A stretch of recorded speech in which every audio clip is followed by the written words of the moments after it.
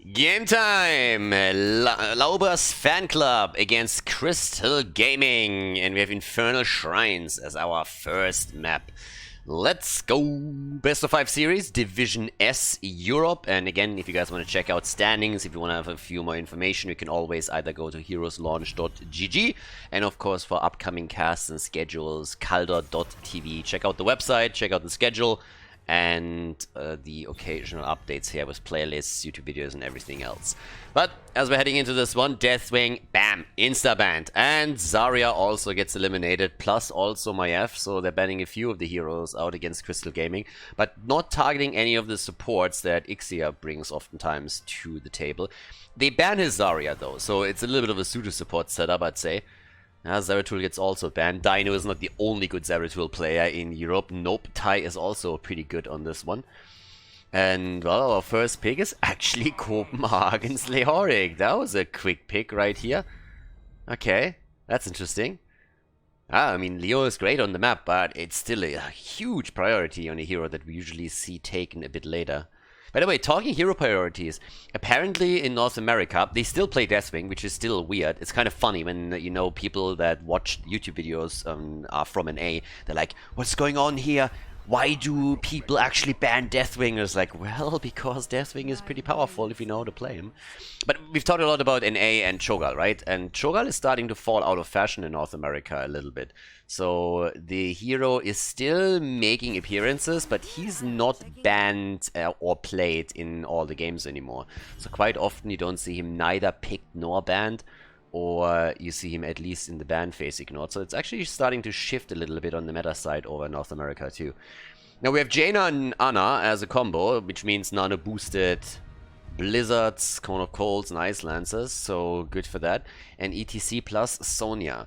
Now those Sonya shenanigans have, generally speaking, been pretty okay, but lately not really crowned with a lot of success there. ETC then again can of course already start the first lockdown if you add Malfurion to the mix behind it, or Deckard Cain, anybody else that has a bit of a CC spell available to him, then that's always good news. Johanna gets banned out though, so after Leo has already been dropped, after Jaina has been taken, lots of AoE with those heroes, it seems like Crystal Gaming is a little bit weary of Lauber's Fanclub having too much wave clear here. And talking about wave clear, with Sonya now in play, they are more worried about Lightning Shield Sonya and the Ancestral to help out than any kind of follow-up on ETC's Power Slide. Okay. Well, let's have a look. I mean, I'm still kind of curious what Ixia is going to pick if we see some of those shenanigans on the support side again. Like here's Lucio, for example. Seen it a lot on Cursed Hollow so far, but here it is on Infernal Shrines, and we get the cowgirl, Vala. That's probably a hero that Tai would have loved to play as well. Theoretically, I mean, if this was washed up, I would think we might actually see Jimmy taken here, but what is Tai going to pick? Lauber, on the other hand, when it comes to frontline, he could very well go into Diablo and try and just get those wall stuns out. But let's see. Dibbles and Sul'jin. Yeah, the Vikings have actually played Sul'jin twice just recently. I think it was in the series. Was it against Washed Up or was it against Lauber's Fanclub? Honestly, I can't place it right now, but they played it twice in a series, and now Tai is going to give him the axe as well. Diva on Yasuo's side. Okay, here we go. Well, game number 1, we're ready and good to go with our first map in the best of 5 series, Infernal Shrines between Lauber's Fanclub and Crystal Gaming. So without further ado, let's head straight into the game. Game on, everybody! Crystal Gaming against the Fanclub. On the blue team side, Kolios on Vala, Yasuo on Diva. We have Ixia on Lucio, Slade on Sonya, and Skilby on ETC. Over to the right side of the map, Henning on Anna. We have Lauber on Diablo, Copenhagen on Leoric, Svamgrotta on Jaina, and Tai on Sul'jin. Yeah, with Svamgrotta, the question popped up recently again, why exactly I'm calling him Svamgrotta when his nickname actually spells out Svamgrut.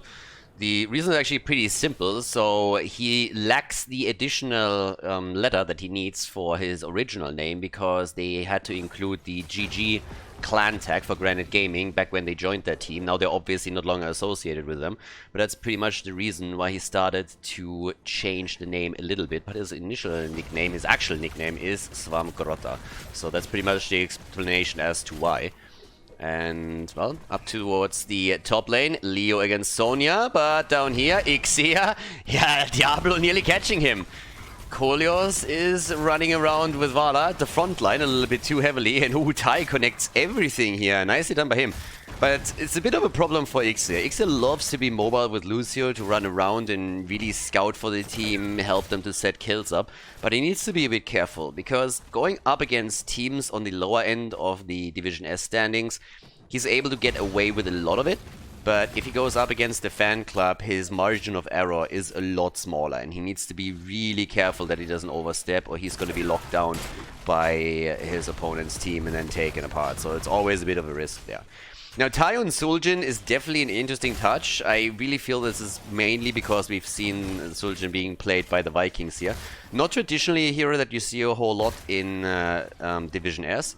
In Europe at least, that is. And the main reason is simply because it's very, very tricky to get decent stacks up on your baseline or on your level 7 if you go into Arcanite Access, if you don't have the continuous fights. So if you're able to just keep brawling, then of course Suljin in the late game is going to add a lot, but that's rarely the case here. So there's usually other heroes that are just a little bit better. And keep in mind, Suljin was picked late, so I'm pretty sure that Tai would have preferred to go into Vala instead, but the hero was picked away.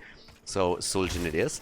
And another thing that obviously plays a bit of a role here is they're going up against the team that is... I mean, Lauber's Fanclub is the favorite, let's just put it like this. So they feel they can get away with a lot more here. They're not really going completely wild with the draft by any means, but the Suljin pick is definitely something where they can also say, okay, we're going to experiment a little bit how this actually works in the Division S environment here. Obviously, he's still a hero they can play in Storm League. I mean, Storm League is just a quick match with draft, so yeah, that's that. But no kill so far, and currently Tai is sitting at 4 stacks on the baseline, so he's starting to work the auto attacks and the damage in. He's going to increase that towards the later stages of the game. But for him, especially the brawls around the shrines are going to be hugely important, since this is where he will get his stacks together, and therefore the late game damage. Khaldor has to just come back real quickly, jump in and get that extra mana pool and hit point bar refreshment. D.Va is also a little bit weird, but then again, Crystal Gaming, they love to play weird heroes, so their drafts don't really have to make sense from a meta perspective. You wouldn't see other teams pick Lucio. But there's the kill. That's the kill against Diablo, and at least the mech gets taken down. But again, that's 3 stacks for Suljin, and that's already worth a lot. Crystal Gaming was always a little bit far out there with their drafting. I mean, the guys play Probios for crying out loud, so they play a lot of this stuff. Brightwing, Probios, Lucio, in this case D.Va. We've seen a whole bunch of shenanigans from them. And a lot of this works for them, but still, they have to prove that this works in now too. The problem for the red team is now that they lost that second hero. The entire gank empowered by Lucio and speed, but without Diablo, there was just nobody to shield Jaina. And that's a bit of a problem, because they're losing this one for sure. Having 2 staggered deaths in that case is a massive problem here. Yeah, 37 stacks. You can obviously tell that there's no way for the fan club to win the Punisher anymore. Instead, they will just have to retreat and try and defend here. Tai is attempting to get a few additional hits in, so that he can boost his baseline. Wants to, of course, have at least you want to have your 15 stacks so that you get the range increase. Already D.Va bomb, a little bit of a zone out. That one's nice. Actually connects and does some damage, but doesn't get a kill. But it zones them out enough that the red team has now to be a bit afraid here. And Swamgrota actually nearly dies. They're getting pushed really far. And the fort is gonna fall. So that's a fantastic attack by Crystal Gaming. Crystal Gaming is coming out swinging here. I mean, seriously. That first objective was gold, absolute gold. And now they're also taking away the camp in the middle of the map. So that's another win for them. Yeah, Lauber is trying to jump over and attempts to get a lockdown against Lucio. That didn't quite work out. Level 10 abilities will definitely shift the momentum in this game a bit, or at least give the fan club a chance to come back into it. But right now, with 2 kills against 0, the blue team is undeniably ahead. Tai at 8 stacks now. He actually started off quite well with Suljin's attacks, but now since they couldn't really fight over the last shrine too much, there's a bit of a problem getting this done. Arcanite access on level 7. Only 9 stacks so far, so not really a whole lot there either. And, well, here comes our next small battle, at least if Lauber wants to go for it. He's currently at 87 souls, that's a lot. Mosh pit gets chosen. Mosh pit into D.Va bomb. It's coming, boys. And there's the completed quest for him. But the fan club needs level 10, and Leo's already in the middle to soak the additional wave so that they can get their heroic abilities. Sonya has also now gone into Wrath of the Berserker. Yeah, and Suljin, whoa, actually heading into Guillotine, okay. Yeah, that's always a little bit of a tricky one. Honestly, if Leo sets it up with a good Entomb, or maybe just the stun alone from Diablo, then they might be able to just coordinate it around Guillotine well enough that Tai can get a lot of burst damage in and secure a kill there. But it's always a bit of a risk. It's just incredibly powerful to have Taz Dingo, especially after level 20, if you're trying to trade damage in those fights. But right now, they're going to try and get those, yeah, burst kills pretty quickly. And again, they have a setup that definitely works with this. There's a lot of slows available for them. They have also the Apocalypse that can always be used to set the Guillotine up and paint a bullseye on a target. And with Leo locking in his Entomb, there's of course another tool that they can use to achieve that. But it's always in the beginning of the game a little bit of a risk as well. So we'll see how this is going to pan out for them. They have now 2 kills against 1, so there's at least that. But let's see how much they can get over objective number 2, which should be announced pretty soon. Spawns at the top side. They're already moving around in an attempt to go for Yasuo here. Yeah, and that didn't quite work the way they intended. Nicely done by Yasuo too. Not panicking at all, and it's just like, what do you think you're gonna do here? Nothing! Absolutely nothing. So, on the left side, there's Slade sitting tight already. But yeah. And down here, Copenhagen and Lauber already in position to fight and rotate towards the top. So let's have a little bit of a look there. Okay, so at this point... there's the setup. Now Yasuo is going to try and get some value in, but again, the D.Va pick, if that's really going to be the play, that's something that we're still going to find out. D.Va, again, is just insanely niche. But Crystal Gaming is the team that plays the niche heroes. Probius, no problem. I mean, Probius was literally the hero that they first picked in Division S Season 2. After they qualified for the second season, so that was pretty insane.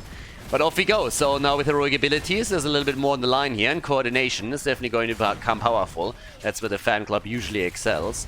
We have level 13 talent around the corner for Crystal Gaming, so that's an advantage if they can lock that in. Tai is at 11 stacks, so he doesn't have the range increase yet. That bomb isn't going to do jack shit for them, but yep, here's the Apocalypse, and the lockdown. Suljin comes in for the kill, but a nice sound barrier from Lucio actually prevents the worst here. Guillotine wasn't even used in this case by Tai, just too many HP for him. Lauber, on the other hand, he gets attacked, and that might be a kill against him. Guillotine with decent damage, but Dibbles is down as he's gonna come back in just a moment. They might still have a chance to fight for this, but with 35 stacks on the blue team side, it's doubtful. Looks like a second Punisher is gonna be taken by Crystal Gaming. They're definitely coming into this series as the underdog. There's absolutely no doubt about it. But oh boy, this is not a good start into the best of 5, at least thus far. Now, they haven't lost this game yet, and in experience, Lauber's fan club isn't actually as far behind as you might think. But we'll actually see how that goes. For now, Yasuo gets attacked again. Easy stacks for Suljin. Has the 50 now. There's a kill against D.Va. First stack for Suljin's Headhunter, by the way. So that's a damage increase by 2%. But with the 16 stacks, he now has the range increase too. So that's highly important there. Makes it a lot easier for him to really get the damage out and continue stacking his baseline. Yeah, but that's an important kill. And again, in experience, they're not too far behind. It's really just the objective where they're struggling. But also, as the game continues, Suljin's damage is going to increase. Right now, he's sitting at 20,000, which isn't insane. But if you compare it to Vala and Jaina, it's also nothing to be ashamed of by any means. Tai is getting good attacks out. And that's that. Here comes the attack, and Slate! Yes, another sound barrier. Ixia is great on Lucio. One of the few Lucio players that really makes a huge difference for the team. To an extent where we see his Lucio even banned out occasionally. Which is kind of nuts if you think about it. I mean, other teams don't even touch Lucio, and for good reason. But here's the attack into the middle. Leo ghosting around. They have level 16 talents. Of course, the team would like to fight. And Lucio is trapped, and that should be a kill. Doesn't have anything. And the guillotine kill against Lucio. Nice. The fan club with the aggression now. In the meantime, D.Va is attacking the top and is ensuring that another fort falls. Talking about falling, it seems like D.Va is also going to lose the mech here and might actually die. Yasuo is down again, and that is a potential kill against Khaldor. Yes, the mace to the face as Copenhagen moves in. And just like that, the fan club picks up a few more kills, has now 5 against 3, and is starting to take a lead in experience. There's a big wave now in the middle. Sonya sitting at the bottom of the map, just trying to figure out if there's a rotation towards her. But of course she gets the vision in the middle of the map now, which is all what she needs in order to escape all of this. But here we go. Yeah, 1 single rage damage hero right now. And again, 16 talents are in, so control is just a bit better from the fan club for now. But the game isn't over, and you look at the structural position, and it's a massive, massive advantage for Crystal Gaming, thanks to the 2 forts that they've eliminated. Now, the next fight is going to happen in the middle of the map, over the shrine, which means that there is one team with a fountain and with a fort. And, I mean, spoiler alert, boys, but it's not Lauber's fan club, so they gotta be careful. They are definitely going into that fight with a bit of a disadvantage. Level 16 talents on Vala are going to be interesting now. Against Diablo, you would expect Manticore, but on this map, you can also go into the Frost Shot setup, and that's exactly what we're going to see from Vala here. So Vala heads straight into that. D.Va by now with a Torpedo Dash and the Emergency Shielding. But so far, D.Va has mostly been on the receiving end of the beating. We had one good nuke earlier, one good explosion that helped to zone out the mid-fort. Second one on the second objective, didn't really do anything though, and well, let's see if this changes here again. But off we go. Lauber and his boys are already in position. They are ahead now in experience, but it's 16 talents versus 16 talents, and that's the most important thing, of course, for the fight. Even talents always make for a nice battle here. 20 stacks by now for Suljin, so he's 10 away from completing his quest and getting the double swing on the Arcanite axis, which is going to increase the stacking process for sure.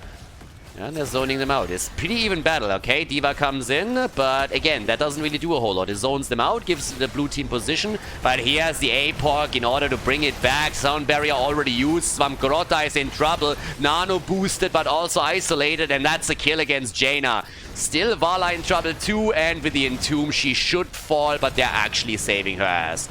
Incredible. Khaldor is still alive. The fight was still going on for a bit longer, but it's only Ty that can really dish the damage out now, and he's trying to do exactly that. Hit after hit is coming, and he already picked a lot of extra stacks on the baseline, but they still have to give up this Punisher. They just can't win the objective right now.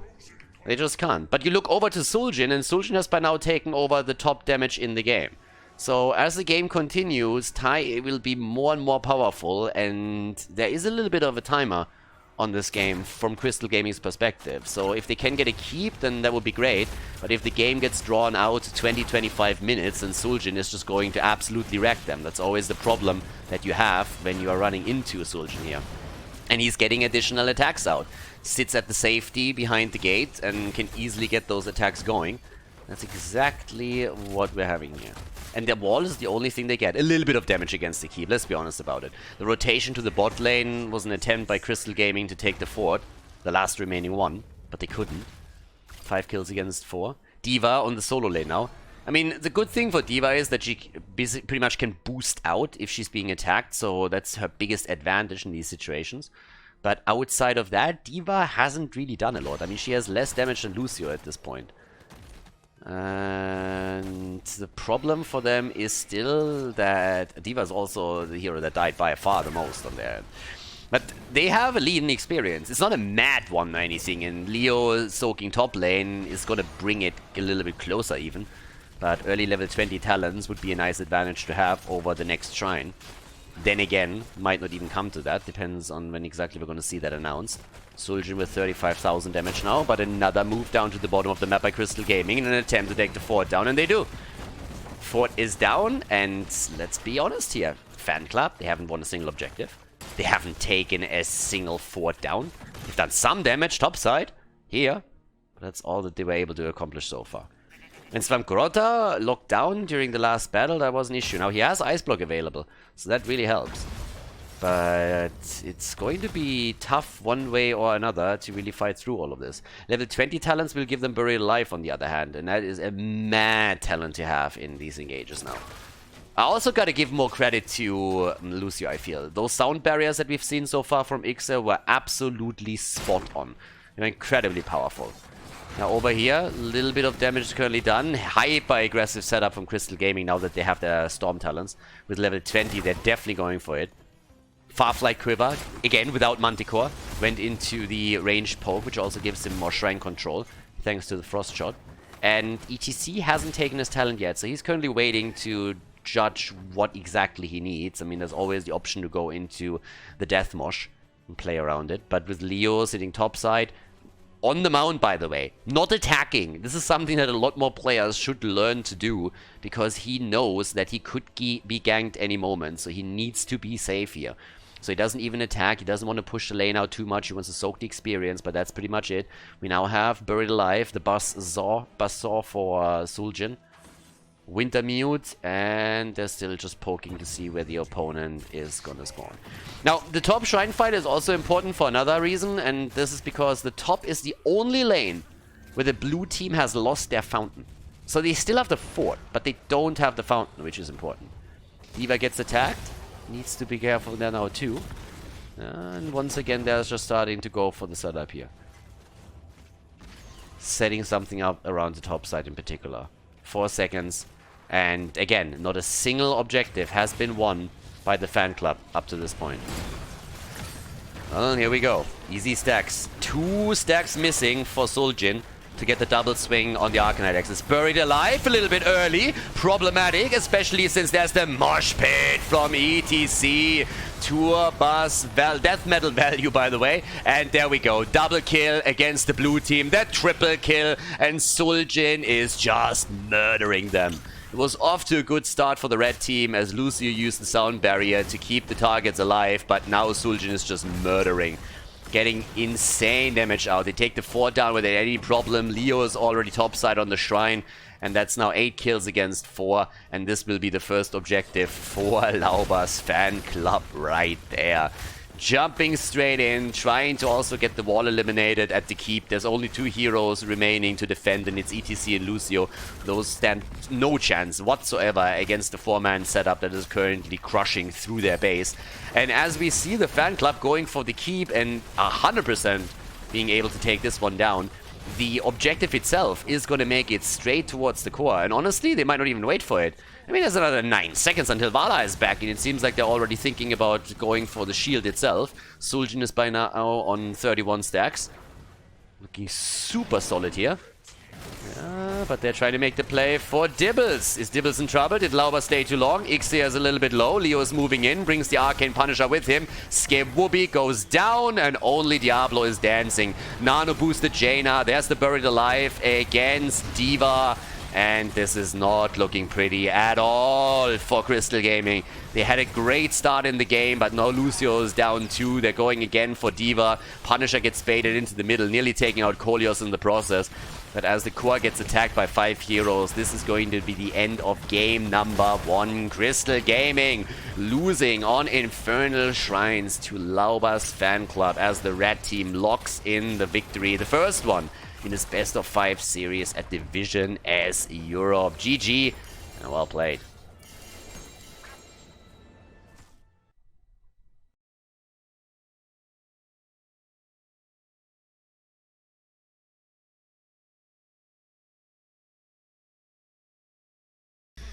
Battlefield of Eternity! Let's go, ladies! Yeah, the D.Va pick wasn't really that impactful in the first game. did a good job around the fort, first one. They were able to get it because of a really nice placement of the Diva Bomb. But later on in the game, not really a whole lot that the hero could provide them with. Especially on those shrines, didn't really have the impact that was needed there. Then again, in the late game with Buried Alive, and especially the completed quest on the baseline for Soljin, also some serious stacks on level 7, the troll was able to give them the axe and get a lot more damage out, so that last fight was just devastating. And here's the Lucio ban. I talked about this earlier. Most people don't even play Lucio, and he's not really a great hero just in general, if you compare him to the meta picks, but Ixia is really good on him. So in this case, it's just like, okay, this is just annoying. Let's get rid of that guy, and yeah, let's see what else he's got. Zarya should be another ban to consider, unless they want to pick it early, because, well, Crystal Gaming loves to play their Zarya, and Ixia has a pretty mean one. Deathwing is banned out, as usual. Now, one of the things to also contemplate here a little bit... Ooh, Ana ban. Okay. Yeah, but one of the things that's interesting is that Crystal Gaming actually decided to pick the map over taking first pick, first ban, which you don't see all that often. But I'm very surprised that we don't see that Zarya ban, because Zarya in a good 4-man on Battlefield of Eternity can be incredibly powerful and can be a huge problem. And especially the Fanclub, they're one of the teams that have proven that in the past. So I would actually say they are picking Zarya now. Wouldn't shock me at all. Swamp Grotta and Zarya, that wouldn't surprise me in the slightest. Now we have Garrosh already banned out. There we go. Zarya gets picked. There's no Garrosh combo where you use the speed barrier to allow Garrosh to run into the opponent's team and get a flip over. But yeah, Zarya first pick.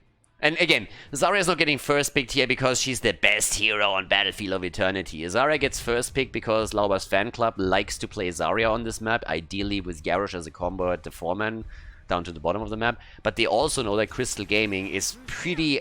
they really like to play Zarya as well. So if you don't ban her out, then Ixia is going to jump on the opportunity to pick Zarya if you give him the chance. So that's why in this case, the Fanclub decides to push the priority of Zarya to the #1 spot, pick her away from the opponent. And yeah, now they have a pretty solid setup for them. They can play with Vala, for example, if they really want to empower Tai here again like they usually do. And that's exactly what we're seeing. Tai gets Vala, Henning is on Malfurion. We have Johanna and Maiev both locked in on the side of Crystal Gaming. Blue team, therefore, already with their own setup here. Quite the powerful one. But it's down to the bans. And it's still the offlane that we have to consider a bit now. When you're looking over to the Fanclub, I mean, there's no real surprise of what's going to happen here. They still need an offlane hero. Copenhagen is going to take care of that. Lauber is going to be at the front with the tank. That's why ETC gets banned out. But it's a little bit more... It's a little bit different for Crystal Gaming. They still have a couple of opportunities to go into triple frontline. Or play a bit of a different style here. 2 damage dealers as well. Which would actually mean that they have to set my F top. So most likely it's not going to happen. There's probably a 3rd damage dealer coming. A 3rd melee hero coming. Hero that they're going to send to the offlane instead. Liming gets banned out. It's a nice hero to have here. There's obviously still Hanzo around, just to name one example. And a few others that just excel on Battlefield of Eternity with immortal damage. I mean, Jimmy, for example, with Exterminator these days is being picked quite a lot on Battlefield of Eternity. Washed up, more or less, first picks Jimmy on so many maps now. What do we get? Grey main first. And Rexa! Okay, Rexa for the top lane. And it seems like Jimmy is completely ignored in this game. Washed Up is looking at that draft and is like, what, really? Okay. Yeah, what is Copenhagen going to play against Rexa now? That's the bigger question. I mean, in theory, it could go even into something like... oh, Varian Arthurs! Alright, didn't see the Varian coming here. But, yep. Varian into Roots from Malfurion, Arthurs with a Howling Blast, and then you have Vala with the damage, and Zarya behind it, so there's extra shields to boot. Okay. Ixia needs the support, and what are we gonna get from him? I mean, he is a bit the wild card for them, usually. So on the support side... Yeah, Stukov. Yeah, Silence is actually not really bad against this. Whenever the engage is happening around Varian, if he has a good lurking arm, then he can definitely shut the aggression down. So with the 1-0 lead in this series, the Fan Club is of course ahead. But Crystal Gaming, they have a chance to tie it up now and force Game 3 on an even score. Let's jump straight into Battlefield of Eternity and find out if Crystal Gaming can pull it off. Game number 2. Crystal Gaming against Lauber's Fan Club. Off we go. Kolios on the left side in blue on Maiev. Yasu on Greymane. Ixia on Stukov. We have Skiwobi on Johanna and Slate on Rexa. To the right side of the map, Def Fan Club with Henning on Malfurion. Lauber on Varian. Copenhagen on Arthurs. And Tai with the arrow build is playing Vala. Whereas from Grota as the first pick, he's currently rocking Zarya in this game. So, off we go. Top lane setup, of course, with Arthas going up against Rexa here. And down to the bottom of the map where the 4-man is currently colliding. This is what we're gonna see. Yeah, there it is already. They feel the heat. So I'm gonna really like this. But yeah, off we go. So it's a little bit of a different setup here, but as I said previously, this is one of those things where you can obviously, if you are heavily ahead, like the Fan Club oftentimes is, meme around a little bit. You have to keep in mind that competitive play is just completely different from especially Storm League. Storm League is just a shit show. It's quick match with a draft. That's all that it is these days. Especially after HGC went down, the quality of Storm League, even at the highest level, is just a joke. Especially when you are a former pro player. That is just heaps and bounds above everyone else in terms of skill and how they can play the game. Which is why a lot of these players that stream and former pros can just pick whatever they want and just meme around in Storm League all the time. Pick weird talent builds, weird heroes that they would never ever pick in any competitive setup, where it's really down to the last moment, you know, so it's really a bit different. But when you're playing in Division S and you're actually so far, you're one of the top 2 teams and you're far ahead, then sometimes those meme attitudes come through in the drafts here too. Not saying that it's necessarily the case here, but we've seen it. We've seen it from Washed Up, we've seen it from the Fan Club, especially with a 2-0 lead in a best of 5. Now we're not quite there just yet, but it's always making things a little bit awkward at times. But right now, with the Lauber at the bottom of the map, they can definitely lock a couple of those heroes on the other side down very heavily, and the damage follow-up is going to be there for sure. Feel the Heat in particular is going to allow Zarya to get a lot of damage out.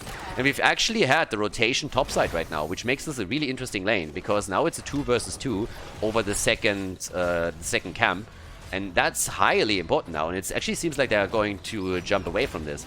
That's a trade. That's an Arthur's kill against the... Excuse me? Seriously? Okay, it's not an Arthur's kill against the camp. Vala is down at the bottom of the map. Rexa is dead at the top. And Greymane is likely going to fall against Lauber. There's Taunt already in. Taunt and kill. Bam! Double kill. Both camps taken by the red team. And they're going for it. So yeah, everybody that was excited that we might actually see Meme Blades here, I have to unfortunately explain to you again that Meme Blades is a garbage talent that is only picked in Quick Match. Or at least... yeah, well, Quick Match and the Advanced Quick Match, which is called Storm League. In an actual competitive setup, I honestly, I've never seen anything else but Taunt being played in an actual high-level setup in Heroes of the Storm. Taunt is godlike for a reason, and it is just... it's honestly a very sad proof of the state and the knowledge base of the Heroes of the Storm community in general, player base, that people actually think that Taunt is weak. Nothing amazed me more than when Blizzard buffed Taunt and people complained that it's still not strong enough and it's not a good alternative to Colossus Smash and the Meme Blades. I honestly thought I would lose my shit there. It was one of the saddest things I've ever read in my life, but that's the state of most of the player base. Either way, with that little side rant here, now that we have our level 4 abilities in, we have 2 kills against 2, and currently what we're looking at is pretty much an even halftime show. There's a bit of a lead actually for the blue team, which is why we're seeing the Fan Club aggressively playing around it now. Already starting to jump in. Taunt is not out yet, can still be used here if they lock anybody down, and they're going for Greymane. He's not completely low yet. Taunt has already been used, and they're going for first Misha, locking her down, and Vala can now move towards the right side of the map. She has 2 stacks on the level 4 talent, so that's going to increase the damage at some point. I mean, you want to get the 20, of course, but even that is already helping with Monster Hunter. But it's likely that they're still going to lose out on this one, especially if Svamkorota dies and he doesn't get the cooldown back for his shield in time. They're looking for the counter kill against Maiev, but that's not happening either. So they can still fight over this and attempt to get a few more kills in, but it's already a bad sign that they are so low on the Immortal that they have to be in this position in the first place. 5 versus 4 setup, another kill against Misha. Animal abuse as usual in Heroes of the Storm is just continuing. Nice heal from Stukov, just as Yasuo gets locked down. The arrow misses, but the auto attack doesn't, and that's the kill against Greymane. The bear goes down, and shortly after, the wolf dies too. They lock down the Immortal, but now they lose not only Johanna, but they also use Maiev in the process. Okay, easy double kill, and that's 5 kills against 3. Now again, losing the Immortal is of course a bit annoying, but now that 2 heroes are still not back on the map, that's an easy chance to just take this one down. And with level 7 talents on both sides, we also get the repeating arrow, which means that we have now the vault ready, and now Vala can just shred Immortals 6 days a Sunday. Nearly quest completion, by the way, also for Arthas, which makes things even more dangerous. Talking Arthas, he's at the top right now and is easily walking away from this heavy aggression, but once that you get Greymane in Worgen form onto those structures, you find yourself in a pretty decent spot. The wraparound is there. Lauber, yeah, he wanted the taunt. Didn't get it though. With 5 versus 3, off we go. Batman already goes down to the bottom of the map. Arthas is happy. Arthas is just like flying around here, flapping his wings. I'm Batman. And is trying to hold the bot fort, while the rest of the team is moving topside, getting the camp, and this is wide open. Taunt against Misha. Lauber is not one to discriminate, you know, he doesn't really distinguish between Rexa and Misha. To him, both are worth the same, there is no discrimination on his part, so he drops the taunt on whoever is there. But it's gonna be an exchange in forts, which is actually gonna speed the game up a little bit, of course. Since bot lane is also getting attacked, and Batman is not going to be able to do anything on his own. Maybe he needs Robin. Honestly, if Arthas is Batman in Heroes of the Storm, then who the fuck is Robin? Anduin? I mean, he's feminine enough, so it could be him. Yeah, maybe Anduin. Yeah, we make Anduin our Robin. But as it happens, over here, the little fight that breaks out is... doesn't really yield any kills just yet. But either way, now that we have the camps attacked, we have, again, the focus onto the Shaman camps. Arthas is still at the bottom of the map, trying to make sure that he is taking the camp down so that it doesn't take the wall at the keep. But a half-level lead for the red team results in them getting earlier level 10 abilities, so that's pretty awesome. And here we go. Zarya is actually at the bottom of the map now, trying to deal with the camps. Feel the heat, baby! They're feeling the heat in the middle as well. Level 10 is what they need. Zarya gets the experience. Top lane, Greymane trying to take down the Shaman camp. But that's an easy halftime show for free now that they have the level 10 abilities. And we get the Expulsion Zone. Another talent, by the way, that you want to pick when you're playing Varian the correct way, aka the way where he is the strongest and has the most impact on the game, is also the shield wall on level 10. Another thing that you see very, very rarely if you look actually at Quick Match and Storm League. So, yeah. But this is going to be an easy one. And this is a problem. I actually 10 is on both sides now, but still heavily behind. Taunt, lockdown, but where's the damage? That's the bigger question. Expulsion Zone is already in as the boars get unleashed. That fight isn't over yet. Big shove coming in from X here, but it looks like we might see a couple of kills here. The first one against Malfurion, but the follow-up is instantly there. Not only Johanna, but also Maiev are being dropped. And the end of Greymane as they go for pretty much 100% shield. That's 95% or something, so yeah, Zarya zips it down. Another big shove is coming through, nice. But yeah, that Immortal is going to hurt. And Vala, by the way, vaulting in to get a few more stacks together for her level 4. She's still sitting at 10. So there's still 10 more stacks that she needs to acquire in order to complete the quest talent and then get the additional bounce and the extra damage in. Okay. Everybody already moving through the Immortal. Damage output, 21,000 for Vala. 15k for Zarya. And 5 versus 5 again. There's the tether, there's the lurking arm, and the kill. Zarya is down, nicely done. Vala gets attacked as well, but it looks like Lauber is still trying to get another taunt in. Is still on cooldown now, but the fort is definitely going to fall. The question is, can they save the heroes? And it doesn't seem like it. Both are down, the frontliners both eliminated. Varian and Arthas have fallen. Vala with a strafe was trying to get some counter damage in, but it wasn't enough. So it's 7 kills against 8, which brought the blue team a bit closer in experience. But of course, they're now behind on structures, and they are also in a spot where they're losing even more down at the bottom of the map. I mean, one of the towers is nearly down. But it's at least 13 talents in just a few seconds once again, so yeah. 13 stacks now for Vala. Her progress is really important. Talking about quest talents just generally, we have on level 7 now also Greymane with Wizened Duelist, so that's another one where if he is actually surviving through those fights, he can get a lot of extra damage out there. Oh, the charge attempt. Yeah, just half a second too late to contest the camp. But it was close. Now, of course, they're just falling back since level 13 talents are something that you don't want to go up against. And now, in particular, on Stukov's side, we have also the Virulent Reaction, which is always amazing if you want to lock someone down. They're pushing through the bot lane. There's a catapult. That's also the camp that they have. But Arthas is grabbing level 13 at the top. Very slow again, because he's actually... Now he's attacking because he has vision. Yeah, Varian comes in from the side. Siphoning Arrow on level 13 as both players, or both teams, now have their level 13 talents. And in this case, we actually get the Shattering Throw here. Jojo, be careful. Okay. Yeah, exactly for that. Shattering Throw comes in, and the immediate attack. Good silence from Ixia. Bit of a lockdown attempt. Shove misses. Tether again. Lockdown from Malfurion, and there's the expulsion zone. And all of a sudden, Tide dropping the stray, but they just can't get enough damage in. The boars were also unleashed to slow all of this down even more, but now with the Immortal announced, there's a lot of heroic abilities that was just used in the last fight. Now, Henning is still holding on to his Tranquility, which is great for them. Also, Arthas has a survivability thanks to the Army of the Dead. But both teams now have a shot of going for the Immortal again.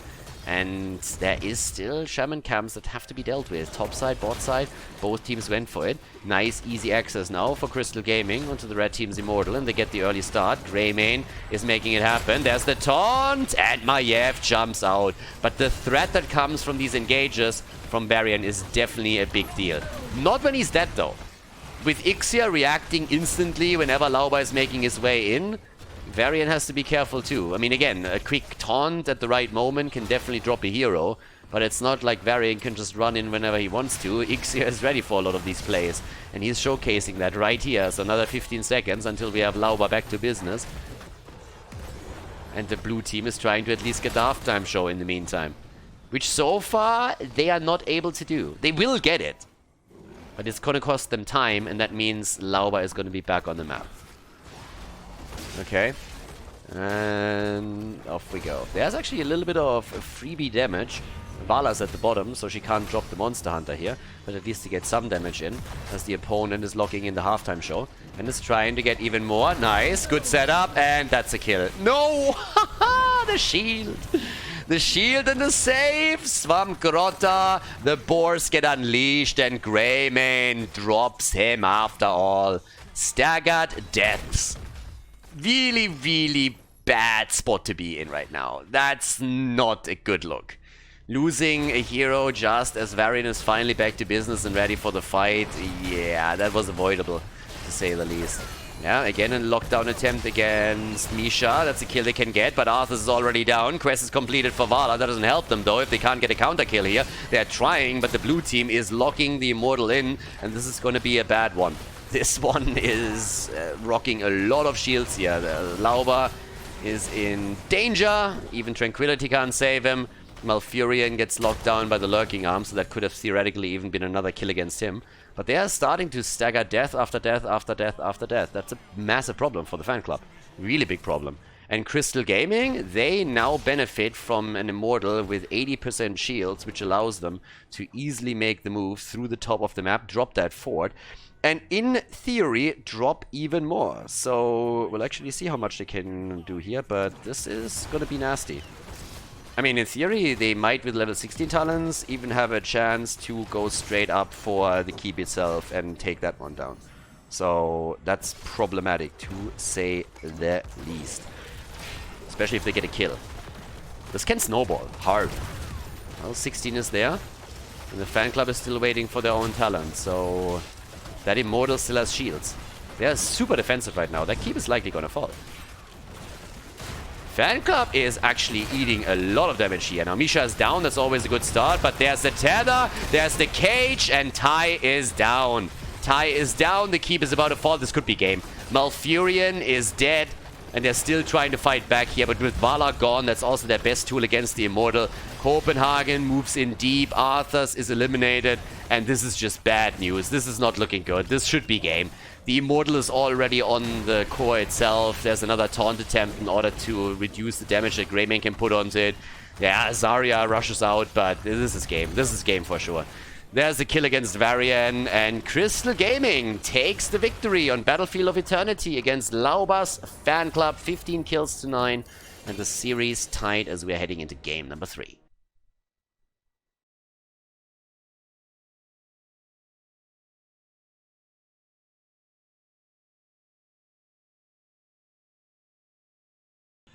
Towers of Doom, map number 3, and even score. The tie in the series, and I'm not talking about on the side of the fan club. Okay, but let's go straight in. Let's see actually what Lauber and his boys are going to do now. The last game, honestly, it started to snowball away from them a little bit. Lauber had this one engage into the opponent's team where he got shut down by Ixia, who just silenced him and they could take him down. And the next thing that happened afterwards was simply like Zarya dies, next hero dies, Arthas is dead, and it's just like one after another they fall just as the first hero that died comes back into the game. And that snowball was just too much to handle. They end up against a super strong Immortal with a big shield, level 16, talents, big advantage of course for Crystal Gaming, and they couldn't hold the attack top side. Now we're going into Towers of Doom. Again, the ban against Zarya, so they don't want Ixia to get Zarya. They were willing to first pick Zarya in game number 2, but not on Towers of Doom. And there's the Medivh ban. Okay, Medivh banned as well. And we have on top of that the traditional ban against Deathwing. Now again, it's actually a little bit weird because it's always strange. Obviously, when we're casting these games, this is European primetime, right? And we have a couple of North American live viewers, but there's more people from NA than watching also on the YouTube videos. And they have huge problems understanding why Deathwing is getting banned because they're looking towards Division as North America, and Deathwing is played there all the time, nobody cares. But Europe, again, the hero is incredibly powerful when played correctly, and on the European side, Deathwing is pretty much an insta-ban. Even after he was now nerfed, I think 3 times. And if Deathwing makes it through, which happens again, like never, but when it happens, Deathwing wins the game. That was so far always the case here, so Europe is still sticking with that particular ban pattern here. Leo as a first pick, we saw that already on Infernal Shrines. Copenhagen Leoric, quite impactful for the team. We have Anna played, Ixia actually on a meta support, like what's going on here? The meme team with actual picks. I mean, we already had pretty decent picks from them on the last map. But here comes Johanna. Jaina ETC on the other side. Also picks Jaina a little bit away from Anna, of course. Could ban out, for example, Li Ming to deny another hero to Crystal Gaming. That would be fantastic with a nano boost. So there's definitely more value to be had there. And what else? I mean, on the ban side for Crystal Gaming, honestly, just ban out Tai. Yeah, Zeratul gets banned. So that leaves Vala open. So there's a big chance that Crystal Gaming is actually going for Vala themselves. So now when you're the fan club, you're already thinking, do we ban Li Ming? Do we ban Vala? Do we just shy away from banning out one of the damage dealers and focus instead on the side lane? And I guess we're going to find out at this point. So on Towers of Doom, what are they going to get rid of? Li Ming, as initially expected because of the Anna pick. So no nano boosted Li Ming, which leaves the Vala pick. I mean, obviously they want a little bit more to also benefit from Anna a bit more. But since they didn't ban out I mean, yeah, you are afraid of Zeratul, but Vala, Tai would love to play her now. Malthael, really nice nano boost of course too. Tormented Soul Malthael with a nano boost is incredibly powerful and really dangerous. especially if he can evade stuns with inevitable end later. Greymane is in again, so Vala is open, and there's a really solid chance that Tai is going for Vala again on this map now. Yeah, but with the Tower's Doom setup, we are still also waiting for the support on Henning's side. Yeah, and they're pretty much going to lock in the rest of the draft right now. Oh, Tracer! Now, the Malfurion pick is something I simply expected because of the ETC pick, so Power Slide into the roots, but that's, of course, the dream for Tracer now, too. So we actually get Tracer with all of this. Yeah, Tai is time to shine here. And Kolios on the other side for the side lane. What is he going to pick right now? What else are we going to get? It looks like we're going to see a triple frontline from them, and Greymane as the main damage dealer. Unless they shift away slightly. But damn, this is going to be spicy. Alright. Sergeant Hammer. It's hammer time, ladies. Let's go. Tracer doesn't like that. Can't dodge those auto attacks, but let's see if Tai can play around it. Well, Towers of Doom. Map number 3. Game number 3. Even score for the two teams here as we are heading into this particular match now. It's going to be fun to see who takes the lead here. Crystal Gaming played a fantastic second map, and if they can follow that up with another great performance here on the third, they might just be able to snack up that lead in this series. Kolios on Hammer, Ixie on Ana, Yazu on Greymane, Skibubi on Johanna. And we're looking at Slade on Malthael. So very likely Tormented Souls with a nano boost.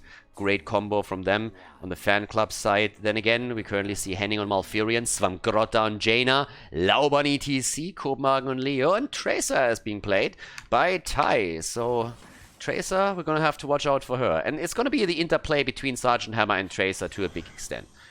Because Sergeant Hammer, the one thing against Tracer that is really good is auto attacks. Just point and click in any way. Thrall with Chain Lightning.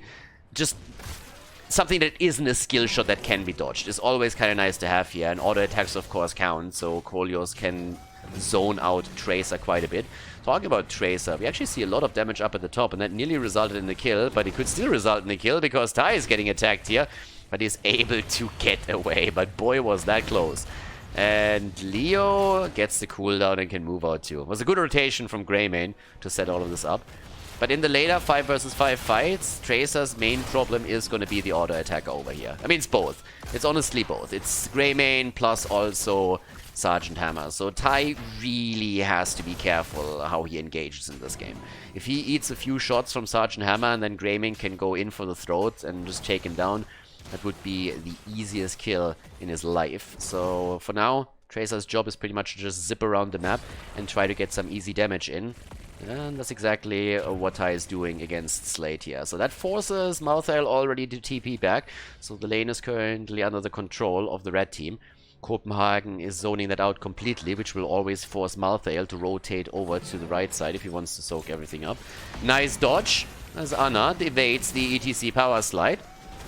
But Lauber needs to be still careful here that he doesn't go in too deep for all of these plays. With both of the teams now having access to the pumpkin camps, this is a 4 versus 4 setup at the bot lane. And again, time to be cautious with this. Level 1, by the way, ambush in this case for Sergeant Hammer. So a bit different here from the setup. And, well, let's see. Over here, the level 4 abilities, Kneel, Peasants. Leoric already going to try and make sure that he's getting all that wave clear at the top lane. And as expected, we have with Die alone already Malthael preparing for Tormented Souls here. A bit of a different style than going into Last Rite. Level 4 talent with Siege Tactics, also a big deal, of course. Hammer with a really, really good setup here. Hovering Siege mode on level 7 is, I don't want to say complete the build because it's a bit premature on level 7, right? But it's definitely bringing one of the biggest power spike of Sergeant Hammer into play. And this is where the Fanclub has to be careful then. Now we have three altars already activating on the map. First altar phase, always featuring 3. Nice free damage against Kolios, but it might just not be enough. Is not sieged up though. There's a nice sleep dart. Good job by Ixia. That might have just saved Hammer. That was actually really nicely done. This, on the other hand, is a bit of a problem, and Kolios might fall here. Kolios does fall. That's an easy kill, and with the trade at the top left, top right, The third altar is very likely now ending up in the hands of the fan club, and this gives them the slight lead on the core points against their opponent, 32 against 36. So yeah, looking good here. And of course, siege tactics, again, you have to be in siege modes for this one. It's one of the reasons why hovering siege mode is such a great talent to have. But right now, if Hammer wants to be somewhat mobile, needs to get out of siege mode, and then siege tactic doesn't do jack shit for you. So that's exactly what we just observed here. Slade at the top is still getting attacked. He must be really tired of this two lane here. Yeah, and there's the bomb, but Slade is able to survive barely, I might add. Talking about survival, in the mid lane, the red team is fighting for exactly that as they get ganked by 4 heroes, but Tracer is now making her way back down. And here's the hovering siege mode. Hovering siege mode is in. In addition to that, we're also having the blessed momentum. The attacks still keep coming. And can they get another kill? Nah. I mean, Strongwater is trying to get some extra damage out, but he doesn't connect the Ice Lance in this case. So, unfortunate for him. Not quite working out the way that he was hoping for. Can they steal a camp away? It would be a big win, actually, for them. 7 versus 7. Lockdown Greymane. Yasuo in trouble. And the bomb connects with the wrong target. Yasuo gets out, but Ana dies. And does Yasuo get out? Oh, the answer is no. Yasuo gets eliminated. He tried and he was close, but that's another kill. So now we have 3 kills against 1 as the fan club is getting in a fantastic position where they can not only take their own pumpkin camp, but they have theoretically at least an opportunity to maybe even steal the one away on the left side. What they should be fighting for is, of course, that altar that's now going to spawn in 4 seconds. But let's not forget that we have a 5 versus 5 back on the map. The difference, of course, is that with the lead in experience, if they can just draw this entire battle out, they might get level 10 eventually. Oh, Tai! Yeah, there's the cavalry coming in. I'm not talking Tracer. Leo trying to assist and flanking in to ensure that at least Greymane can't follow up. And Tai is still zoning out 2 heroes over up at the top. Yeah, but they're waiting this out. And guys, the longer this lasts, the more likely the scenario that level 10 abilities will give a lead to the fan club that is just not contestable by Crystal Gaming and will allow the red team to get another altar channeled. And this is pretty much what we can expect now. Yeah? Over here, there's a channel already coming in, and off we go. Level 10 abilities, of course the Entomb, what else? And we have Mosh Pit. If it wasn't for a couple of players that we have, especially on other realms side, I wouldn't even know that Leo has another heroic ability. Honestly, he doesn't. Blizzard made a bit of a mistake at level 10 for Leoric. He has 1 heroic ability and he has 1 normal ability that they accidentally put onto that level. And some people unfortunately mispicked, which is always a disaster, but yeah. There's another kill against Ana, and now with level 10 abilities, at least they are able to fight back, but before that, of course, there was very little that he could do there. So it's 4 kills against 1. Good experience lead. Tormented Souls is now in, together with the Nano boost. Also the BFG. And go for the throat. So Tracer, gotta be careful now. Leo up at the top. We have the Skeleton King going up against the Aspect of Death. What do you gotta say to that, Leoric? Say hello to your sister for me. Fair enough. I didn't know that Malthael has a sister, but you would know. So Slade against Copenhagen, topside. Assistance for both is already underway. Yasuo and Tai are both rotating in. So we have our 2 versus 2 set up as we had from the beginning on the map now. Copenhagen is gonna make it out here. And Tai is still fighting away. Connects the bomb, and that's a kill! And Tai gets out. Ixir is still sitting tight, though. He's already in the bush, but misses the dart. But holy moly, Tai with a place. Nicely done. Double altar at the bottom of the map now. 5 kills against 1, and they are starting to get very far ahead here. Alright. Lauber. They don't have level 13, so Tai could, in theory, try and get the channel in the middle, which he currently doesn't. And off we go. Zoning out the mid lane. Hammer is just such a nuisance. There's a flashlight in Johanna to interrupt the channel. Tracer's fighting against Malthael. Didn't go that well for Malthael the last time that they tried that. There's the root on the ground. Kolios has to zip away. Lauber's in a bit of trouble too. Tranquility in again. And Skewooby is zoned out by the mosh pit. But there's not enough damage. Svampgrotta is in trouble, and that's a kill. Greymane takes them down. And there's the nano-boosted Malthael in search for a second kill. Tai actually channeled the altar in the middle, so now we have 24 points against 36, but of course there's another 4 connecting now, which drops the red team's score down to 32. Still a big lead for the fan club as the fight continues, and this time with a slight advantage that they now have, Crystal Gaming is stealing the camp away. Obviously aiming to control the bot lane, take down that bell tower, try and control the lane completely, get those pumpkins connected onto the core, and turn things around, which they always can do. I mean, this is really what makes this such a great comeback map, that if in the late game you are able to take a few of the structures, you can build up a massive amount of momentum that can easily propel you to win the game after all, and your opponent is going to be in a tough spot. Okay. 13 versus 13, and, well, Malthael, Henning, oh, they kill Greymane, he was a bit too deep there. Henning survives, and the fight is still on. Another Tormented Souls, but Tracer is down. Well done. Ixia, though, yeah, he's absolutely zoned out. He has no chance of getting away. Anna just doesn't have any escape tools. And Malthael is in trouble, too. A few more slows, and he is dead. There's a slide, and a kill. Jaina actually connects it. Now we have her also with the completed baseline talents, which of course allow for Ice Block to be used in these scenarios too. Yes, it is a good day to be a fan club fan. So, Altar spawning another 26, but bot lane is obviously getting controlled now. And I'm not sure if they can get the entire bell tower. I highly doubt it. But they open up every opportunity later to move in and try and claim it here. Here comes Tai as well, moving in from the top. So, down to the bottom of the map, everybody getting into position. It's honestly, if you think about it on how the game went so far, the lead that we are seeing for the red team is not as big as you might imagine. Bit of free damage on Johanna. Nothing too much of consequence here, but there's a lot of poke from Svampgrotta. ETC has to be careful as he moves out here. Nature's Cure is used to keep Lauber alive, but Skewooby is now on the channel. ETC comes in, interrupts once. Hammer is getting attacked at the same time, uses the BFG. Already down here, the Tormented Souls, but Hammer is still alive. And the Mosh Pit! Mosh Pit against 2, and that's the end of Malthael.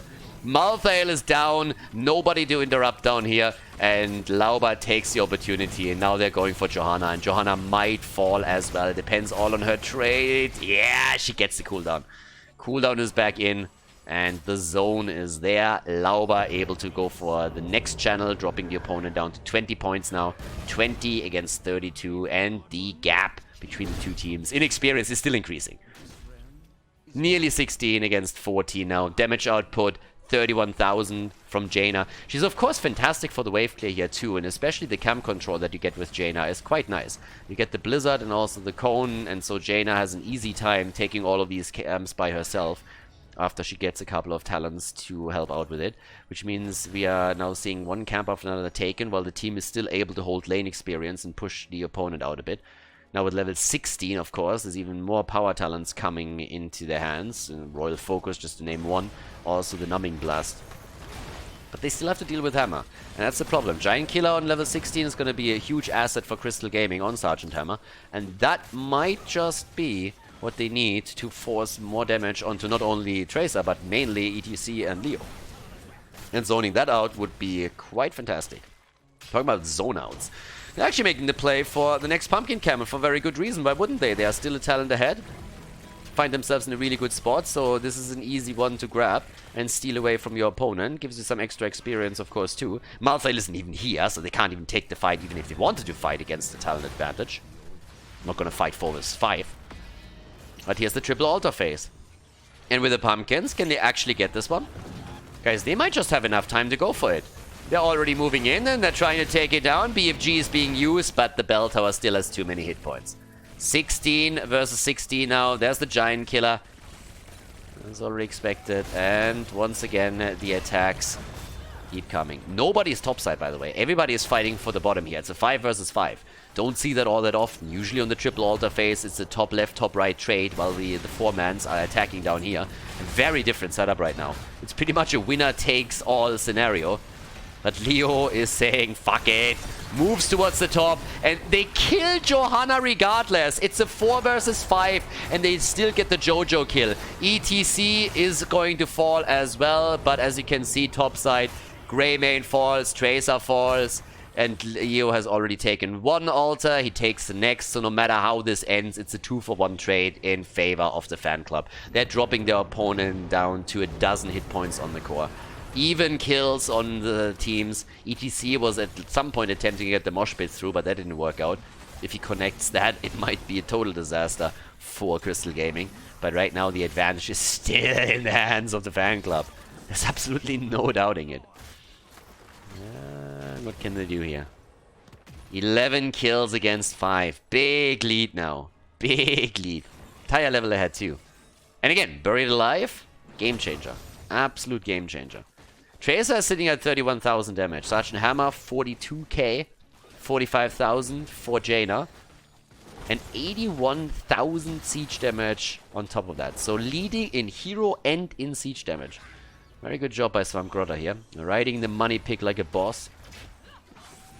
It's, by the way, the only way how you ride a money pick, like a boss, because it turns you into a big boss automatically if you just pick it.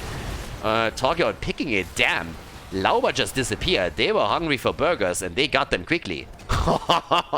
Copenhagen is able to get out, but yeah, nano boosted Malthael plus BFG from Sergeant Hammer. That was an insta disappearance act from ETC. Pulled a Houdini there. And that's bad news, because without the tank, all of a sudden that bot lane is wide open. And you know what that means. It's bell tower time. Tai rushes away as Yasu and Slate make a play for him. But now that the minion wave is taken down, oh, the money and tomb! The kill against Sergeant Hammer. Copenhagen, calm down. Tranquility is in again to keep the team alive. It's a perfect example of why European Malfurions, or a lot of them, use Tranquility over Twilight Dream. Sustained them through the fight. They got 3 kills as a result. Perfect setup here. And, I mean, what can I say? Ixia is going to fall too. Ixia is down. That's 4 heroes eliminated. Boys, this might actually be the end of it. If they get both of the altars and the boss, then it's just over. And there's only 1 hero to try and prevent that, and that's Johanna. They're taking the bell tower at the bottom of the map as well. But there's the zone out. 1 flashlight is all that he has, pretty much. And it's too late. Wasn't in range. ETC is channeling 2. That's 10 shots fired. Puts the core down to 2. And the boss is getting attacked. This is lights out as the fan club takes the victory over Crystal Gaming in game number 3, Towers of Doom. The best of 5 series continues with the lead for the boys in red, but still a kill on Malfurion. Nicely done by Hammer. Alright, Lauber's fan club. They take the win, take the W on Towers of Doom. Let's jump into game number 4.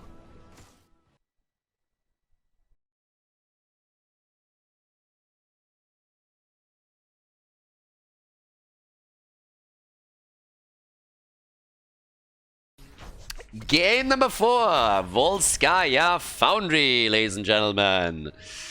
Okay, let's have a look at this. We have our 4th map coming in with the fan club in a 2-1 lead. So if they take it, they win the best of 5 here in the Division S match. This is a pretty interesting map though. I mean, it's the map choice of Lauber's fan club. So let's see what we're gonna get in terms of picks here. Again, if you lose a map, the team that lost the map has the choice if they want to pick the map, the next one, or if they want to have first pick, first ban. So in this case, since Crystal Gaming just lost on the last one, they decided that they want to have first pick, first ban, as you can see right now. And Lauber's fan club instead chose the map and went on to Volskaya Foundry. And there's actually Johanna ban, which means that at least for the time being, we don't have Deathwing banned out. Maybe a chance that we're going to see the Deathwing here. Maiev gets banned, and the first question is, of course, does Crystal Gaming actually play Deathwing? That's question number 1, because if not, then they will still ban him out now, likely. And the next question is, what does the fan club think here? Would they be afraid to let Deathwing go through or not? Okay. So that's the question. Well, let's see. They're delaying it massively. Vala gets banned. Okay. Alright, we might actually see a Deathwing game in Europe. Depends a bit on the fan club now. I mean, again, if Deathwing is not banned, then chances are that we're going to see a very early pick on the hero. So far, highly impactful in Europe. Has Deathwing... I mean, I think we've seen 4 or 5 Deathwing games in Europe now.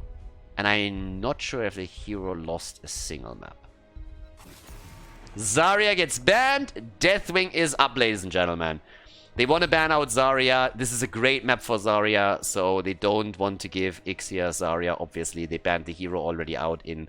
I mean, throughout the entire series. They banned the hero in 2 of the other maps, and on the 3rd one, they actually picked Zarya themselves to deny Ixia the hero pick, and in this game, they don't make an exception here. Maybe a bit of a gamble from Crystal Gaming. We're going to find out now, but nope, there is the insta-pick on the Deathwing.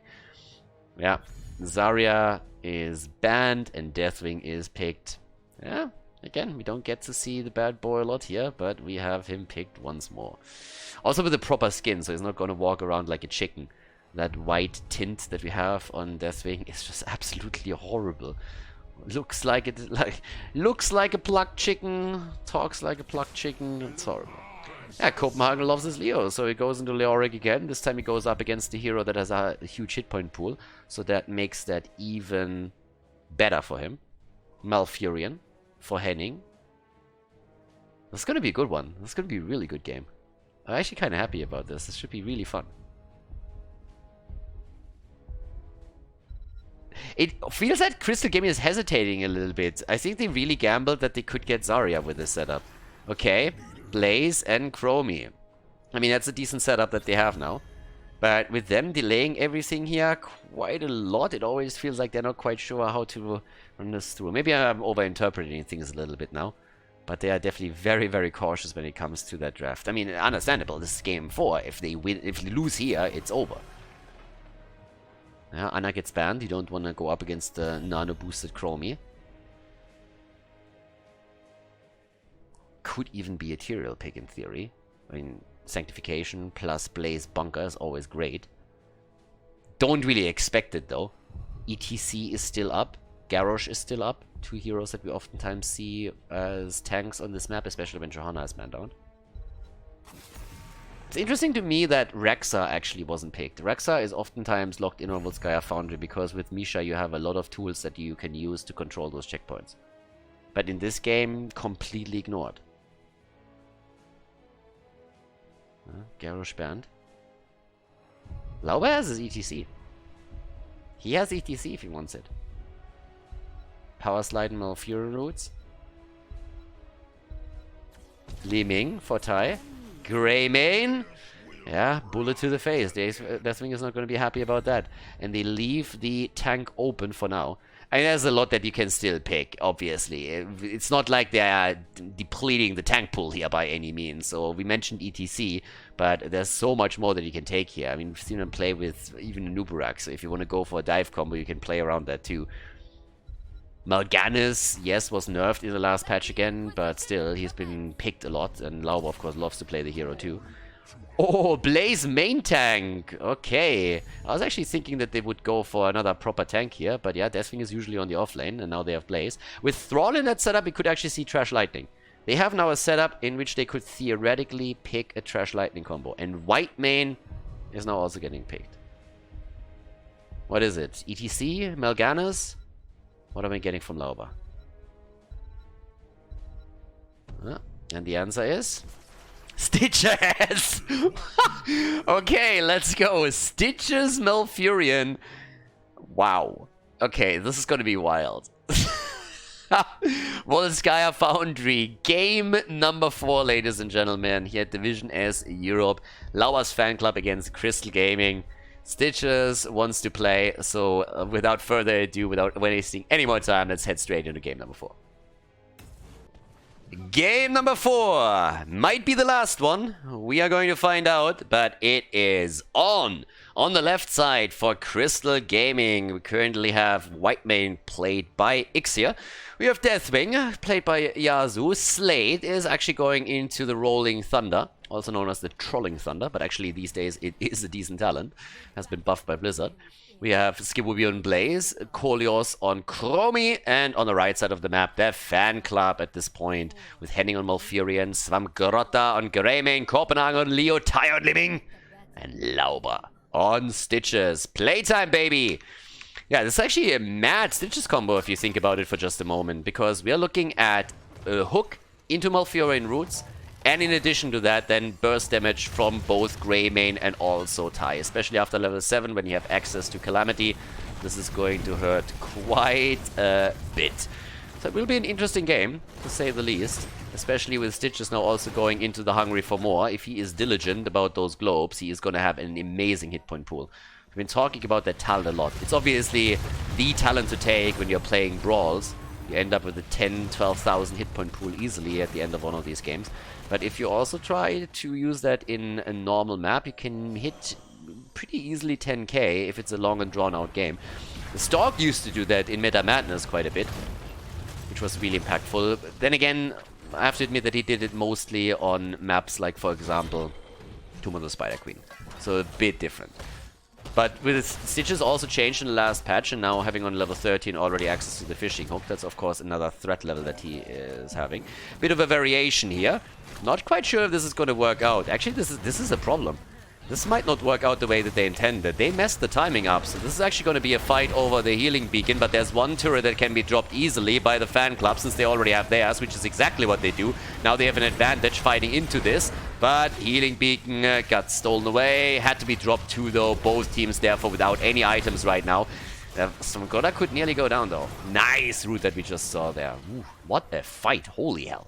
Not a single team with an item.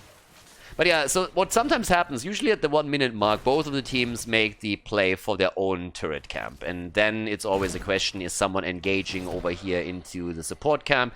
Is anybody trying to take this one? Or are both of the teams just agreeing that for the first objective at least, they're going to play without that? But there is of course the variation that instead of going for your own turret camp, you're making an immediate rotation towards the support camp and try to sneak that in. But that didn't quite work out on the timing end for Crystal Gaming. By the time that they had the rowboat nearly down, what happened instead was that Lauber's Fanclub was there in more or less full force in order to fight for it. But they had to drop the turret in order to try and win the fight. And the blue team snuck the support beam and had to use it then too. So no items, except for the turret that could now be taken from Crystal Gaming on the bottom left side. So that's an interesting setup in this. Standard build for Deathwing, by the way, typical standard. Dragon Soul into the Heatwave. Usually Skyfall follows as the level 7 talent for him. On Stitches with the 5 stacks on the baseline, we now, or on the level 1, we have the Serrated Edge now. So that's another one where you can also get a lot of additional damage in against a hero like Deathwing, for example. And let's not forget, with 7 stacks, that's 210 hit points already for Lauber as a boost. Every single globe that you take gives you an additional 30 hit points. And at 15, 30, 45, and 60, you get an additional 5% movement speed on top of it. So that can add up to a fair amount of mobility for Stitches. Chromie with 7 stacks now herself. Tai gets attacked. Doesn't have level 7 yet, so he needs to be careful. Doesn't have Calamity or anything like it. Lauber! Yeah, Lauber low, and it didn't even need the Molten Core, the Molten Flame, to take him down. Okay. That's the first kill in the game. That's first blood, and that's an opportunity to maybe walk away with the first Protector. I always ask myself when I see this stuff, what exactly is going on. I mean, Deathwing literally can go into the Protector. I have no idea how that's even possible, but it must just smell there like crazy whenever he does that. Whitemane, oh, Swamgrotta, and Molten Flame this time missing the kill. But down here, Ixia is in trouble. Well, scratch that. Whitemane is not in trouble. Nope. Whitemane is still healing through all of that and saying like, nope, I'm totally fine here. So we have more and more items on the side of the blue team now. One turret in the hands of, I think it's Thrall actually. Yep, comes in. Greymane is at the top. Calamity, level 7 talents. Both teams have them now. And here we go. Bottom of the map, that's where Leo is trying to soak a little bit more. But just look at the progress bar. 64% against 36. Big lead. And now again, the damage against Yasuo. So the serrated spines are dropping the extra damage in. And whenever that connects with Deathwing, that's a decent damage output for Stitches. Currently sitting at 9,000. Liming is at 10k. Thrall already at 13,000. Deathwing a little bit higher. Chromie and dead. Exactly the setup that I talked about earlier. A hook, a root, and then Calamity plus Greymane damage is just enough. Whitemane gets locked into a corner. That's another kill there. Slade is going to die too. Just drops the turret before he dies so that it isn't getting picked up by the opponent. But what a fight by the fan club. Holy hell, showing no mercy here. Stitches at this point with 10 stacks on his level 1. That gives him 300 additional hit points. Can now play around the middle of the map and grab even a few more. Fantastic position now for the fan club. Just look at this. Look at the experience lead. They are nearly on level 10. Guys, even if the blue team makes it back into the fight with 10 heroes, they have just no chance there. Oh my god, Tai! Unless, of course, they get the kill, granted. And Tai is nearly getting murdered here. No level 10 yet, and Crystal Game is going balls to the wall here. They're just saying, okay, we take this now. We need to fight for it before they have level 10, but now the heroics are ready. Putrid Bile gets immediately used. Lauber is very low though, and they're trying to contest it here, and they're still fighting. Heroic abilities or no heroic abilities, they are just not caring any longer. Li Ming goes down, but so does Deathwing. 4 versus 4, and they still fight. There's no level 10, but they get the kill. Everybody was low, and a lot of the heroics have already been used. Henning did not use Tranquility yet, though. He could definitely have used it in order to save a few of those heroes. No, he doesn't. He doesn't have the mana pool. That's the reason why we still haven't seen that. And now another kill against Vampirota if they can lock that in. No, instead it's Leo that falls. They're actually going to make this happen. Level 10 abilities, and it just doesn't matter. A lot of them were used already, didn't yield enough damage, and then the hit point pools and mana pools on the side of the fan club were low enough that Crystal Gaming said, guys, let's just ignore it, let's just go. Let's just go, go, go, go, go. And they have 4 kills against 4. They close the experience gap, and we have 10 versus 10. Unbelievable. Absolutely fantastic. I like it. Okay. Yasuo... again, they get the damage in. So it's not really... like, you don't get the hook lead, but ETC at least gets the damage. Protect us up at the top and is, of course, trying to take the fountain down to prepare for objective number 2. And that's happening. They need to be careful, though, that they don't lose heroes here. Stitches is coming in. Skewoobie is a bit low, and that should be a kill. Bunker is ready, and they might just be able to save him. Oh my god, Whitemane! Triple and 2! Where's the damage? They get the Deathwing kill. Leo is dead too. Always a decent trade. But now Stitches and Chromie both fall and the fight isn't over. Greymane is trying to re-engage here but gets stunned out. Nature's Cure is being used. But Copenhagen is of course soon going to be back on Leo's side. What a 4th game. Seriously. We are 8 minutes in and we have 12 kills already as both of the teams are just going ham in this one. Holy hell. They're going for the all-out aggression with items possibly being picked up again. Not only the healing beacon, but there's also the 2 turret camps back on the map. Still leading experience for the fan club, so a level 13 talent would still be great for them. But this is just a crazy 4th game.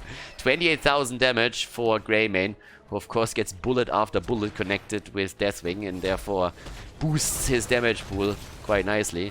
Chromie alone is sitting at 31,000 though, so she has taken the number 1 spot on damage. Yeah, and there's level 13. And of course, as mentioned previously, with level 13, there we go. Surprise, motherfucker. Fishing hook on 13 instead of 16. So if you're not really used to that, that can hit you hard. So with this, there's a big opportunity for the fan club to make the big boy plays already and get Lauber into a position where he can get the game-deciding hook into action. It's always about the follow-up. Can Malfurion follow up with the root? Is Li Ming there for the Calamity damage? Or how they're going to play this? 18 stacks for Stitches, by the way. So that nearly puts in... That's roughly 500 hit points that he has now. In addition to his normal hit point pool. Thanks to that. Thrall. Does he connect the Wolf here? Should be able to. And that might be a problem for Stitches. Stitches is likely down. Yeah, Lauber is dead. Lauber is dead. There's no follow-up kill unless they get the Entomb through against Slate in fort range. And the answer to that is no. Now, it's not really a big problem yet, but of course, since they lost the Fountain at the top lane earlier, they have no sustain here. And the blue team is saying, well, guess that fort is ours. Don't even have to wait for the objective here any longer. Can just simply go for it and try and drop it immediately. There's an item advantage for the Fanclub, which kind of offsets the Fountain advantage that Crystal Gaming has, at least a little bit. Stitches is back, and the control point is unlocking in another 10-14 seconds, so that will at least allow Stitches to move back in. But, yeah, even experience now. Nearly even kills. Kill lead for the blue team. Crystal Gaming! I mean, I'm the only one that feels it's a bit weird the way that Crystal Gaming performs. They have games where they go up against an incredible strong team and they really fight for every inch of the map. They are in a position where they nearly take victories. And then they have just series where they're getting absolutely slaughtered. And it doesn't look like they can't even walk in a straight line without help. Like, this team is incredibly inconsistent with the performance that they show, and it's so weird to me. They've won pretty much every single qualifier in order to make it into Division S, and they had some fantastic showings here in the league already. But some of the games that they play, some of the matches are just awkward. A lot of cooldowns used to take Stitches down. If he survives this, then that would be a problem. Earthquake is also getting dropped, bunkers on the ground, and Tranquility keeps everybody in the action. Even the healing beacon had to be used here, though, to keep Lauber in play. He has another 630 hit points. Both teams looking for level 16. And, well, there's even a camp that gets now attacked. And keep in mind, there's a lot of heroic abilities that have already been used by Crystal Gaming. And they get the easy kill! Hook and Li Ming is there. Bam! That's a kill against Blaze. They're looking for more, but Stitches is down. The Putrid Bile on the ground. Can they get the healing beacon? No! The answer is no. Henning has to rush away. And now, after we've seen the Stitches kill, the second follow-up was the one against Leo. So the item gets actually stolen by Ixia. 16 versus 16, but oh boy, are they in trouble now. The Fanclub is definitely in trouble. Still waiting for Leo, still waiting for Stitches. Likely going to lose out on the objective, at least to an extent. Nature's Cure saves the ass of Li Ming. Slate, Swamgrotta. Oh, he's going a little bit deep here. Ixia is also in trouble, by the way. And Leo's back to business. Leo's back to business, and they get the kill against the support. What a game, seriously. What a fourth map between those two teams. 16 talents give us now the Alpha Wolf. We don't have the Frost Wolf pack on level 4, so there's no synergy there. Yeah, nicely dodged out against Li Ming's combo, so they're actually walking away from this. Stitches is back to business and is ready for another hook here. Has gone straight into Lacerate on level 16. By now we also have the Mithril Mace for Leo, who went into an auto attack style. Another hook comes out, but only hits empty air. What a fourth game between these two. Holy shit. Ooh. Yeah, Deathwing, by the way, has so far really solid damage, 42,000, and especially, I mean, honestly, he is just incredibly annoying. You can tell while the hero is banned the entire time. There's so much damage against, like, so much percentage damage too. And as I said, there's no real hard counters in the game, but of course, his life is made a lot harder if you have a lot of percentage damage on the other side, since his hit point pool is just massive. So we have the Cursed Bullet, we have the Drain on Leo, he has also his setup with the auto attacks, and we have Stitches with the Serrated Spines. But despite all of this, Deathwing is still having a big impact in this game now. Now, the fort at the bottom of the map is nearly destroyed. It's actually interesting what we're seeing, because usually what you see on objective number 2 is a rotation to the bottom of the map to prepare the lane for objective number 3. But that's actually what Crystal Gaming did by rotating down. And the Fanclub instead just said, guys, we go for keep now. The thing is, I don't know if they can make that happen. So down here, the fort is going to fall. But up at the top, we might actually see the keep survive through all of this. That's a bit of a problem. Okay. Didn't get as much out of the Protector as they wanted to. Yep. That's actually... That's problematic. Not taking that fort down. They didn't get a lot out of this. And they lost the position at the bottom of the map. Now, again, just to bring this back for a second. Fountain has already been destroyed. So it's not like there's a fountain for Crystal Gaming. So that at least is down. So it was a fort for fort trade. But there are, of course, a couple of advantages that still are here for the fan club. Yeah, Lauber is back and ready. If he gets another globe, then he doesn't only have 900 additional hit points on his hit point pool, but in addition to that, we actually have him with 10% additional movement speed. The root on the ground. Yeah, Lauber is currently at 7,100 hit points. Just as a bit of comparison, we have 5,700 hit points for Deathwing. And Blaze is at 5,800 in his main tank position here. Another fight over the camp. Last time that didn't go too well for them. But they're trying again. And this time they actually get the healing beacon. Do they lose Leo? No, they don't. Easily Wraith walking out of it. But Lauber for a second in trouble, but is able to get away. Or is he? Yeah, there's the White Man locked down, and Lauber has to drop the healing beacon in order to survive here, but that fight is not over by any means. Ixia himself is now in deep shit. Is actually getting hooked in and barely makes it out, but the fight is not over. Yasu is trying to escape here, and there's the flank from Li Ming as the combo connects perfectly with Blaze. Chromie also in trouble as Kolios is getting attacked here. Deathwing is down. We have White Male eliminated, and that is a 5-man team wipe, ladies and gentlemen. Level 20 talents in their hands, and let's just face it, with the entire team wiped off the map, there is just no doubt how this game is going to end any longer. It was an incredibly close game, it was an incredible series, but now we have 20 in the hands of the fan club. 5 heroes down, goes for Archon and lasers the core into the ground here. The fan club taking the victory with a 3-1 against their opponent here. Crystal Gaming loses. Great showing by them, but the fan club just a little bit too strong as they lock in the W.